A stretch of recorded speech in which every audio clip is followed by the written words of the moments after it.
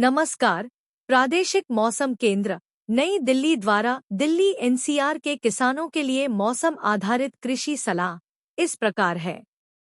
दिल्ली में 14 से 16 अगस्त को आसमान में आमतौर पर बादल छाए रहेंगे। आज दोपहर शाम के समय अनेक स्थानों पर बहुत हल्की से हल्की वर्षा और कहीं-कहीं पर मध्यम वर्षा होने की संभावना है। शाम से रात्रि के दौरान अनेक स्थानों पर बहुत हल्की से हल्की वर्षा के एक और दौर होने की संभावना है।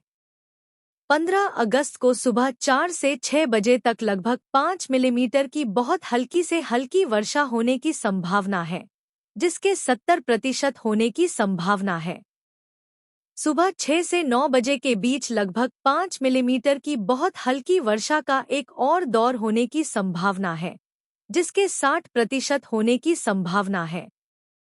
दोपहर शाम के समय लगभग 3 मिलीमीटर की बहुत हल्की वर्षा का एक और दौर हो सकता है, जिसके 60% होने की संभावना है।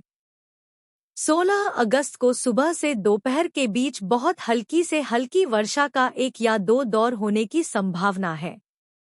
रात्रि के दौरान बहुत हल्की से हल्की वर्षा के 1 या 2 दौर होने की संभावना है। दिल्ली में आज अधिकतम तापमान 33 से 35 डिग्री सेल्सियस तक रहने का अनुमान है और न्यूनतम तापमान 27.8 डिग्री दर्ज हुआ है। अगले 3 दिनों के दौरान अधिकतम और न्यूनतम तापमान में कोई खास बदलाव नहीं होगा। मौसम के पूर्वानुमान को देखते हुए किसानों को सलाह दी जाती है कि मौजूदा मौसम में धान के खेतों में ब्राउन प्लांट हॉपर पर लगातार नजर रखने की सलाह दी जाती है। किसानों को सलाह दी जाती है कि वे फसल के खेत के बीच में जाकर पौधे के निचले हिस्से में मच्छर जैसे कीड़ों को देखें। इस समय धान की फसल वानस्पतिक अवस्था में है। मौजूदा मौसम को देखते हुए किसानों को सलाह दी जाती है कि वे फसल की नियमित निगरानी करें। यदि लीफ फोल्डर या स्टेम बोरर की संख्या से अधिक हो, तो ग्रेन्यूल्स का छिड़काव करने की सलाह दी जाती है। स्टेम बोरर की निगरानी के लिए धान के खेतों में 3 से 4 फेरोमोन ट्रैप प्रति एकड़ लगाने की सलाह दी जाती है। मौजूदा मौसम में किसानों को ऊंची क्यारियों पर स्वीट कॉर्न और बेबी कॉर्न की बुवाई करने की सलाह दी जाती है। इस समय ऊंची क्यारियों पर गाजर की बुवाई की जा सकती है। अनुशंसित किस्में पूसा वृष्टि, गोबर की खाद और फास्फोरस उर्वरक के प्रयोग की सलाह दी जाती है। कैप्टान से बीज उपचार करने की सलाह दी जाती है। मौजूदा मौसम में जिन किसानों की पौध तैयार है, उन्हें ऊंची क्यारियों पर बैंगन, टमाटर, मिर्च, फूल गोभी और पत्ता गोभी की रोपाई करने की सलाह दी जाती है। यह मध्य सीजन नवंबर से दिसंबर के लिए फूल गोभी की नर्सरी तैयार करने का उपयुक्त समय है। किस्में पूसा शरद, पूसा हाइब्रिड 2, पंत शुभ्रा।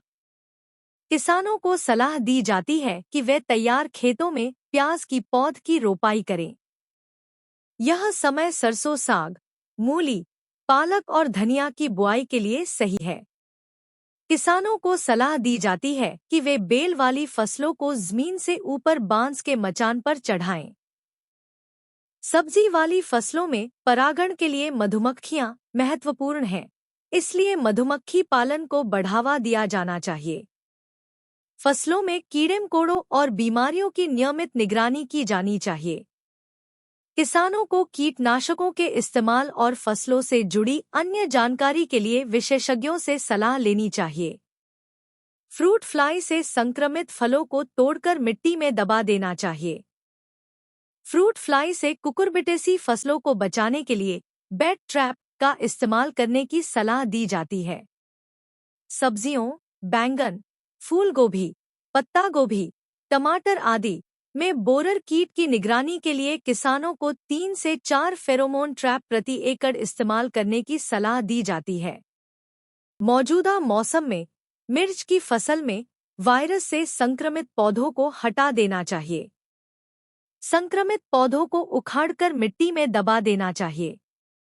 रोगिंग के बाद अगर संक्रमण ज्यादा हो तो वेक्टर को नियंत्रित करने के लिए इमिडाक्लोप्रिड का छिड़काव करने की सलाह दी जाती है, बशर्ते आसमान साफ हो। कृपया लाइक, शेयर और सब्सक्राइब करें। धन्यवाद।